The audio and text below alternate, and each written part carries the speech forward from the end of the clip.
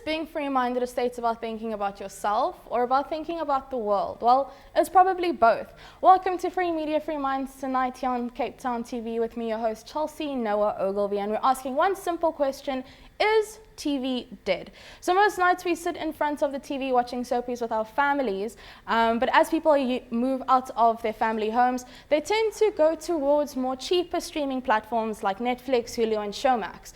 So what does this mean for the future of television? Joining me for this conversation is Lerato Mashile, producer at Bush Radio, as well as Anand Doyle, who's the head of policy analysis and research at MultiChoice. We'll also be joined by Claire Cardono, who's an African content creator and specialist. And lastly, we'll be joined by Jackson Mvunganyi, who is a content creator and multimedia reporter. But for now, let's head over to a conversation that we had with Lerato Mashile a little earlier on.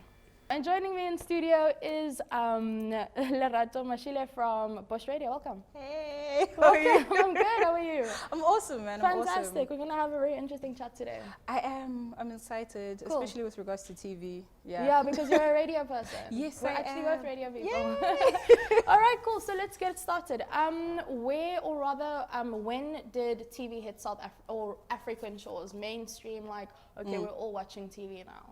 Well, top of my head, because I'm like a born freeze, so it was way before my time, that I know. I'm assuming around about 1970s. Okay, Yeah, cool. 1971, that's when I think the history of mainstream TV started. Okay, and then with that being said, how many people, from the top of your head again, how many people in Africa do watch TV? And if they're not choosing TV, then where else would they find their entertainment and their news? I think, honestly, particularly, if we're taking it back now, we're talking now, a whole lot of people are now using online streaming, I would say, particularly young crowd. Older generations found their information and entertainment via radio.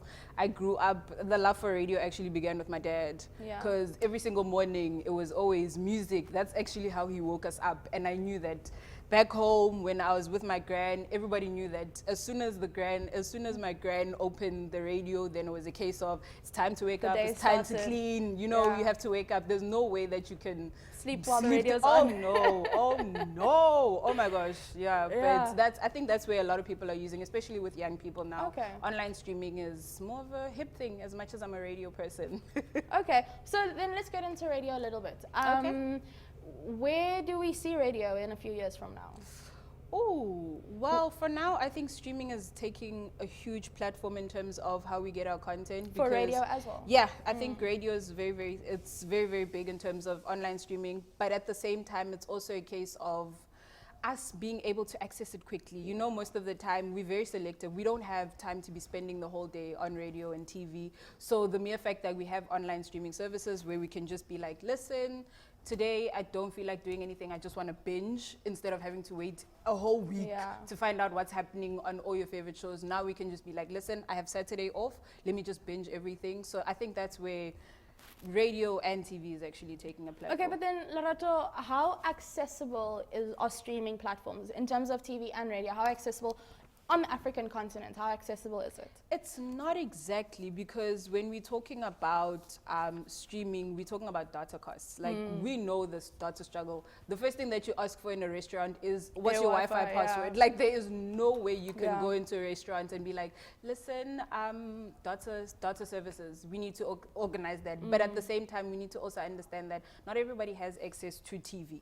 The same way that not everybody has access to online streaming. So radio ends up becoming your biggest platform of news. And that's where we kind of, to a certain extent, are failing, because a lot of the times, I mean, we grew up on TV, if we're being honest. We grew up on TV, we grew up on radio, but now, because of the content that we're being given, it's very difficult to us to like relate to actual TV. So best platform is like, listen, let me just switch on my phone, let's see what's happening, I want to watch this at this time, and that's We're really about spoiled it. for choice. Yeah, spoiled, but also it shows the gap in between the haves and the have-nots, because now the haves, they have access, they can just switch on their Wi-Fi. The first thing that your baby sisters are gonna ask is, Mom, what's the Wi-Fi password? Or Mom, why is the Wi-Fi acting up? Whereas before, during our generation, it was a case of, there's no pause button, so you need to make sure that you're running Make sure that you're running to do whatever you need to do during the ad breaks. I actually miss the ad breaks. I might have to add. I miss the ad breaks, but it's fine. But things like that have kind of given us a luxury, but it's also shown us the difference between the haves and the have-nots, because not everybody has access to that. So is TV a luxury then? Because I feel we can get TV content elsewhere. TV is honestly a luxury based on the fact that, like I mentioned, radio people, normally people get their drama series and their information from radio. TV is not everybody's luxury. I mean, TV is not everybody's necessity. The first thing that they're going to buy, I mean, if we have to choose between food and TV, can't eat a TV. I mean, we can't. As much as we love seeing all our favorite shows on TV, I can't eat TV. And another thing is a case of TV is making money for them. It's not doing anything for me. So in that sense, I'm not exactly going to choose TV as a necessity. Yes, we see it. We've seen a whole lot. I used to drive around back where I'm originally from, which is Joburg. I used to see when the squatter camps, they'd have like their DSTVs, and it's a beautiful thing.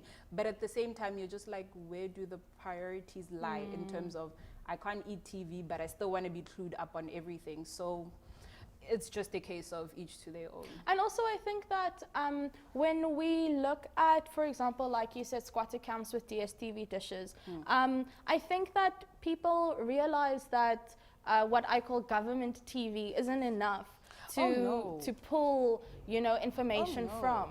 Oh no, it's not. It's absolutely not enough, because the beautiful thing about the era that we live in is that we are spoiled for choice. If I don't want to watch cartoons every day with my baby sisters, I can just switch the channel and go to a different show. I can go into music. We literally always have a fight. I remember when my parents first bought DSTV, the fights that we always used to have is, my dad's going to want to watch soccer, my baby sisters are going to want to watch cartoons, I'm going to want to watch music channels all day, and you had to split that, which is a beautiful thing. But at the same time, it also comes back to what type of content are we creating, because there's only so much that a 21-year-old can listen to. I mean, there's only so much music a 21-year-old can listen to. There's only so much cartoons that a child can listen to, because even now we restrict the type of cartoons that children listen to, because children cannot watch some of the cartoons that are being played, which is very, very sad. Because I remember my mom used to even say that I could go from 6 o'clock until 9 o'clock and watch a whole series with my family, and no one has to, you know, close their eyes or say that, no, listen, it's time for you to go, or something like that. Age restrictions were something very taboo, but now we have to constantly censor what we say to the kids and what we allow them to watch, because times have changed. And I think the really cool thing about streaming platforms is that, so for example with Netflix, they have a kids section, and they're like, if you want to make an account for your kid, you know that it's going to be completely safe, censored content, which I think kind of puts streaming platforms like just at least 1 or 2 steps ahead of traditional TV. Okay, so then can TV coexist with online streaming platforms, or will TV die out altogether and we kind of have to choose one over the other? I don't think so. I don't think that TV will ever die out, based on the fact that we always still have stories to tell. Especially now, we are in such a beautiful space in our film and television industry where we want to hear more stories about ourselves. We want to hear a representation. We want to see ourselves. So the thing of TV dying out, no. Never. We're timeless, man. Yeah, always. Okay, always. So definitely the two will coexist. Always. And I think that online platforms are an extension of TV. I don't think, you know, that it's one over the other. Yeah, as long as the content that we create is content that makes us think. I was telling my mom the other day that I'm so sick and tired of no shade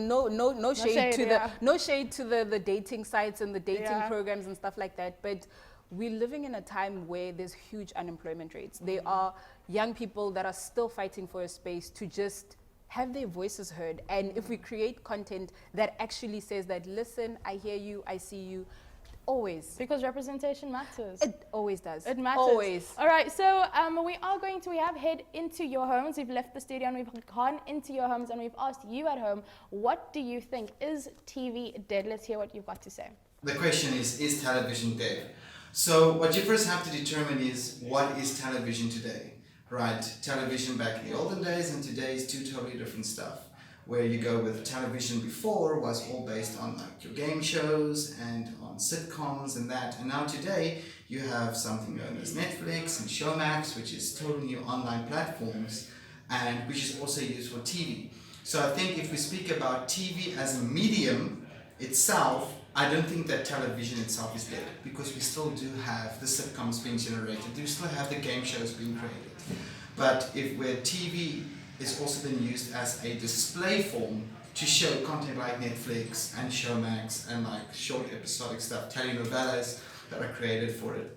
So I think it's all just for a person to determine is, what does TV mean to you? Does TV mean game shows? Does TV mean long movies basically cut into short little pieces? Or does TV mean TV movies to you? So in my personal opinion, I don't think television is dead, because a lot of people still have TVs in their house and still use TVs as a viewing platform. SABC 1, 2 and 3 and ETV still have their viewer platform that watches it as well, like your local CM Milan on SABC 2 or Dingo or any of those type of shows. So I won't say television is dead, I would just say television has transformed drastically over the years about what television actually is today. Now that we've heard from you at home on whether or not TV is dead, and Lerato Mashile from Bush Radio, we'll take a quick break, and when we come back, we speak to Annan Doyle, multi-choice head of policy analysis and research, to tell us about the state of television in South Africa.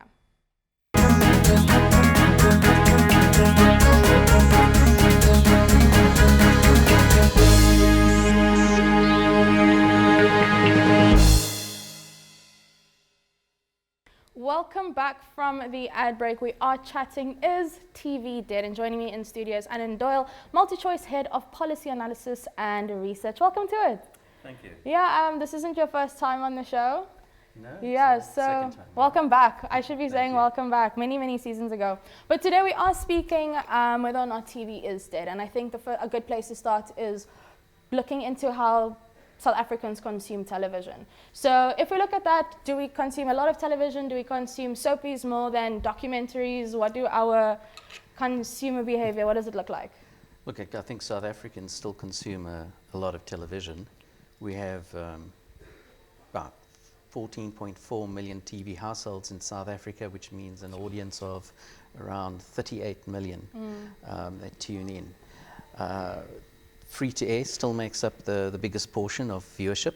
And I believe the top 5 shows in the country are still on free-to-air in terms of audience size. And yes, I think we've got a segment of audience, a lot of soapies, news, and of course sport. I think we are a population that loves sport, so sport takes up a large segment of the live TV. Let's talk a bit about free-to-air. Considering that most of the population is consuming free-to-air content, is free-to-air content enough to keep the population informed on what's going on? Yes, I think so. Of course, the SABC has had a few difficulties of late, so they're not developing local content the way that they did in the past, but there has been the bailout, and one anticipates that will start to address some of the financial problems the SABC has had, and then we'll start to see new shows coming into being. So I think that, especially if you look at ETV, the commercial free-to-air, they provide quite a bit of competition for the SABC, and once we move into the digital terrestrial television environment, where ETV will be able to offer more shows than the single channel they can in analog, they'll become a much stronger competitor in terms of the content that they'll be making available. Of course, we've seen one mustn't just become focused on the terrestrial platform. We've seen that ETV's sister operation, OpenView HD, they've shown significant growth. In the past 2 years, there's been almost 42% growth on OpenView HD. And they now have around about 1.6 million viewers. So I think they are rapidly growing on a platform where they're able to offer more channels than they can in the analog environment. They're demonstrating what they can do. So, and then if we do size up streaming platforms with TV, can we say that TV is a dying medium? I don't think so. I mean, Bill Gates almost a decade and a half ago predicted the demise of television. Okay. And we still here. And in fact, people are starting to talk of this as being the golden age of television in terms of the number of original productions that are being shot globally, in terms of the massive amount of content that's available. There's more content being made now than anyone can consume in their lifetime. And that's on an annual basis. Yeah. So I think television is definitely here to stay. I think part of the challenge that you have in television is to delink yourself from the platform.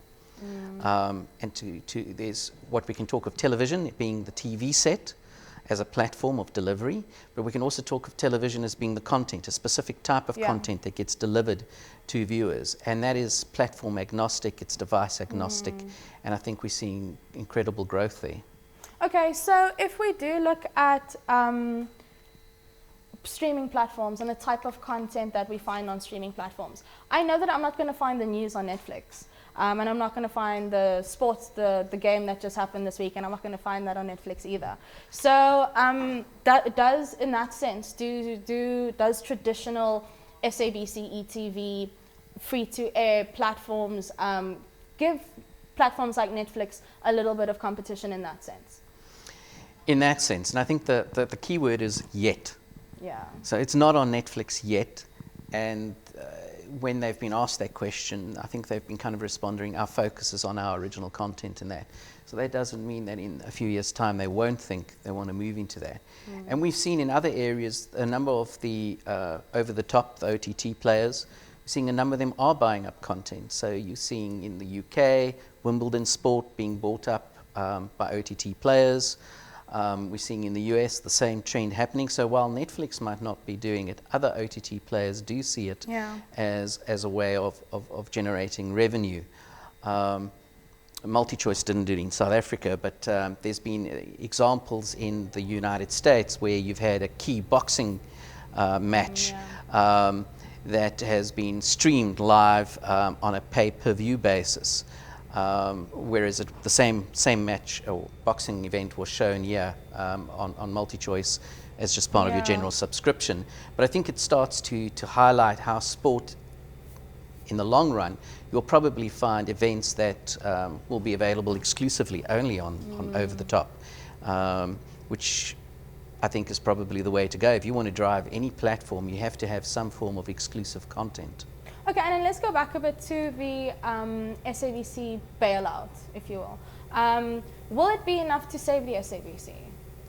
I suppose that's a question best put to the SABC. Yeah. In your opinion. But look, it's a start. I mean, the problems that the SABC are facing now are not problems that were caused because the public broadcast is a bad business. Their last results showed that they had 6.3 billion revenue. So it's not a bad business to be in. Not at all. It's how you're spending that money, and we know that they went through a period of mismanagement, and Parliament has put in place the necessary oversight to try attempt to address that. We've seen a new board being put in place.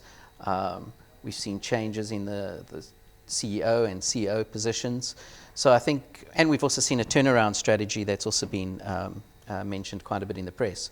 So I think it's all in the SABC's hands where they move into the future.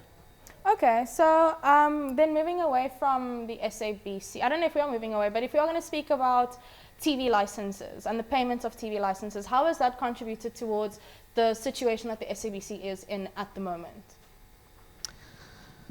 Well, I wouldn't answer that question as multi-choice, but I think looking at any analyst would say that it does have a role to play. Is part of their funding mix. But I think as an analyst, my probably the question I would ask is a TV license fee a correct mechanism for the SABC to raise funds?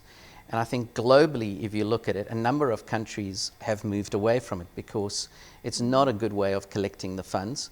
You tend to spend almost as much on collection as what you collect. I mean, over the years, we've heard figures ranging from anywhere from 50% to 60% of what is collected goes to collection. So there are better models. Globally, if we look, the Netherlands, Finland as good examples, they've imposed a ring-fence tax, which is probably a far better mechanism of collecting it. Most countries have a very effective revenue collection service. And the other benefit of doing it that way is you're not imposing a tax, because that's what a TV license fee is. It's a tax that gets imposed on the ownership of a TV set. You're not imposing a tax on those people who are least able to afford it. So we've seen in the BBC case, where, unlike South Africa, if you don't pay your TV license fee, you've committed a criminal act and you go to jail. And there's been cases in the past. 9-month pregnant woman is in jail. It doesn't look good for the BBC when that happens. And it also highlights in South Africa is who are you chasing the most to pay that? Generally people who can't afford the TV license fee in the first place. A tax system only applies a tax to people who can afford it. So you have to be in the right tax bracket. It applies it to corporates. Once again, people who can afford it. It can't be a percentage of your revenue, but it could be similar to now a specific fee based on your income with a maximum amount that would be applied. And I think that would be a better model to look at in South Africa. I think so too. And as we begin to wrap up, can we conclude that streaming platforms and traditional TV can coexist? I think it's a case of that every new platform that comes in eats a bit of the one that was there previously. So, when radio came into being, it ate a little bit of the advertising revenue that went to print. When television came into existence, it took a lot of the advertising revenue that used to go to radio. Radio still exists, but it's probably not as lucrative as it was before television existed. And I think the same will be true for the television platform as we look at it now. It's also going to see declining advertising revenue over time as we see the audience on over-the-top TV growing. So we will definitely coexist. I don't think the platforms, you'll still need a platform where it's satellite or terrestrial, but OTT is increasingly going to attract audience and it's going to attract more advertising revenue. And I think that's the way it's going to be. So you will coexist, but it's going to be at the cost to television of some aspects. And that's why I think that, as a television business, you need to reevaluate your business model and try to also, in addition to the products that you make available over satellite, over terrestrial, also make products available over the top. So kind of meeting the industry or what's popular right now halfway and being able to move with the times. Yes, I think if we look at it, more and more people, especially the youth, are focused on mobile devices, whether it's your tablet or your mobile phone, and that in the future is going to attract much more viewership than it currently does. The TV at the moment in South Africa is still the most watched device. But over time, we're going to see sharp declines in that, especially as the younger generation start moving up and the older generation starts fading away. So there will be a change dramatically in the viewing patterns. All right. Okay, we are speaking to Anand Doyle, MultiChoice Head of Policy Analysis and Research. We're going to take a quick break, and when we come back, we'll get into this conversation a little bit more.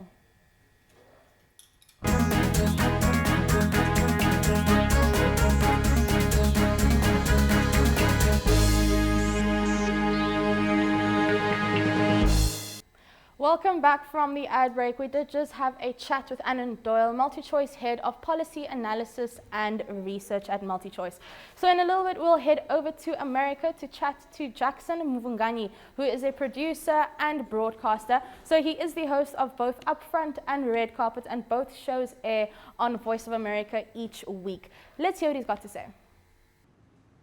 Hi guys, so thank you very much for having me on the show. A little bit about Upfront. Upfront is primarily a radio show with a heavy digital media component to it.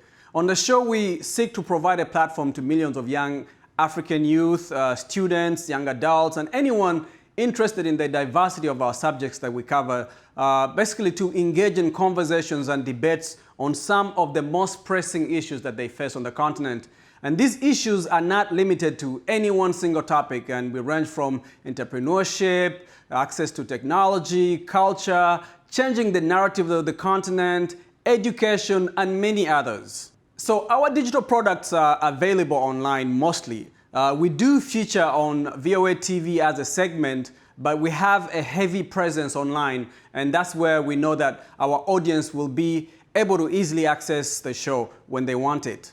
I would not say that TV is dead. There is certainly an argument to be made that traditional appointment TV is not as popular as it used to be. As you know, increased internet penetration and access to mobile technology has given millions of Africans especially the youth, that ability to access content on their phones and other portable devices. So there have been predictions that the television set will become obsolete. But as we have seen with other new technologies, the growth of one platform does not necessarily mean the demise of the older platforms. You know, they used to say that TV will replace cinema many years ago. Same was said about the demise of radio, but that has not happened yet. That being said, though, it is very likely that local TV stations which depend on ad revenue, that is advertising revenue, will be affected by the reduction of viewers who are dropping cable in favor of internet streaming services like Netflix and many others. But again, they can avoid that. That is, the TV stations can avoid that by restructuring in ways that they can maintain viewership. And that's a conversation we can have another time. You know, I don't think we're there yet. Much of the continent is still struggling to bridge that digital divide, especially in sub-Saharan Africa, which has a lower level of internet use than any other geographic region in the world.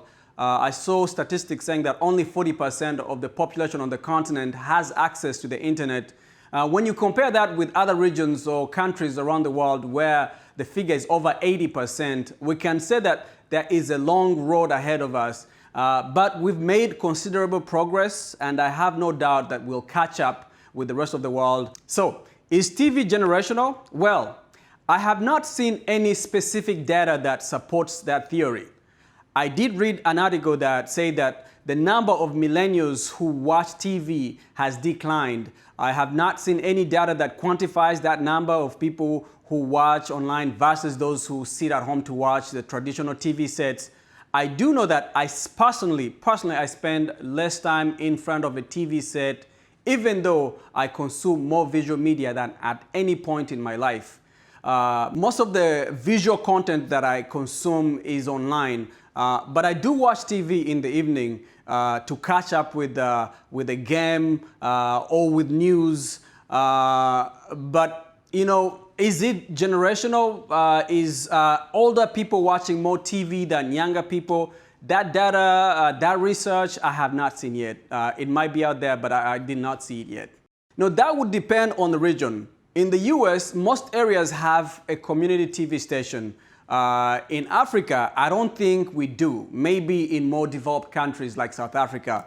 But as your audience might know, community TVs and radio stations are an important platform for people to talk about what is happening in their community. Community TVs keep local people informed about what is happening locally, local news, events, about things that are happening in their communities, and I think that is very important.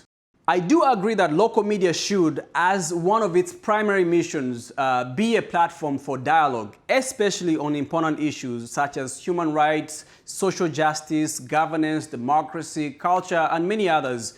I have been encouraged to see that many of the TV stations around the continent, in places like Uganda, where journalists have to work in some of the most difficult conditions and environments just to provide news coverage to, say, an important event in their country. They take this mission seriously. Stations like NBS in Kampala are a perfect example of a station whose journalists will go to great lengths to cover a local story. And many of their reporters have had to pay the price with their limbs, some engaging in running battles with police or the military that don't want such coverage of their activities. Absolutely. I know how our young African comedians are co-opting this space to push positive messages, challenge some of these existing narratives and some of our belief systems, and basically provide the comic relief we need as we aspire to create the kind of communities that respect each one of us and our humanity. Thank you, CTV, for having me on the show today. My name is Jackson Vunganyi. If you want to catch my show, it is at voanews.com. Check out the show. Follow me on our social media platforms. I'm at Upfront Africa. We have a heavy presence online, especially on Facebook. We are clocking almost 1 million followers. Go check out. We want to hear your voices too. Interact with me, engage with me, and with all our listeners. We want to provide a space and a platform, just like yourselves, to our listeners to talk about these very important issues as they push to create a society that is respectful of their humanity, democracy, governance, and encourage young people to speak out. I know some of these situations are quite difficult. Some of the places where they live are not encouraging of alternative voices, but it is our role to provide those type of platforms. And I thank you for providing me your platform to speak on some of these issues and to contribute to this very important debate. And I'll catch you next time. That was Jackson Vungani chatting to us all the way out of America. Right about now, we are going to take an ad break, and when we come back, we will chat to Claire Cardona, African content creator and specialist.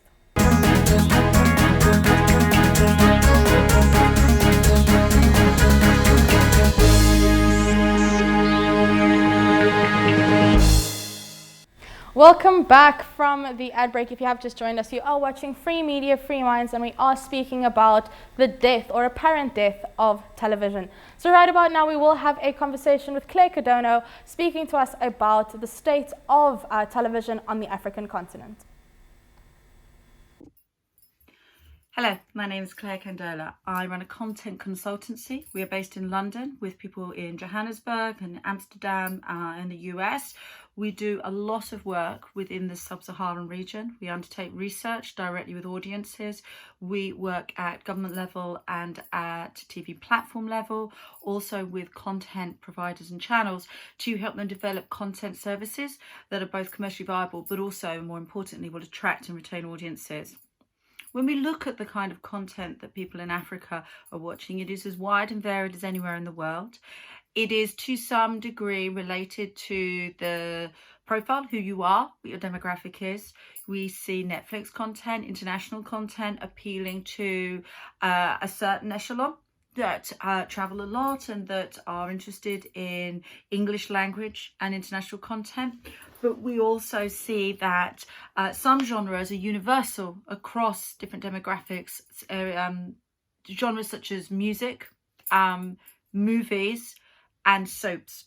And I'll take a moment to talk about dramas because I think that's an area that is very, very popular, genre very popular in the African region. Soap opera, telenovela, drama, series, call it what you want. It has a universal appeal because it deals with often universal themes around family, love, intrigue, jealousy, betrayal. And they're themes that globally are of interest. So a great example of where an international series has done very well in Africa is in Ghana on Add TV, who acquired an Indian series called Saras, dubbed it into a local language, Twi, and the channel's ratings went from being quite low in the national rankings to becoming the third most popular channel in the market. So that's a great example of content that really has appeal, where people can connect with the stories. But the other issue that's important there is about local language and locally relevant services and locally content with local language, and therefore with mass reach across the communities, is very popular. Now, in this day and age, we see that what the traditional definition of television has changed. Certainly, what we call linear television, so a channel that is broadcast over the airwaves through an aerial or through a satellite dish, remains popular and is the mainstay of most broadcasting companies' output. It is a window into a wide range of content that is accessible regardless of your socioeconomic position or your language, because you simply turn on a dish that's plugged in, a television set plugged into a dish or an aerial, and you can access it. Some without a charge, so free TV, and some with a charge. But increasingly, with the prevalence of mobile and the power of the internet, content and television has become an amorphous thing.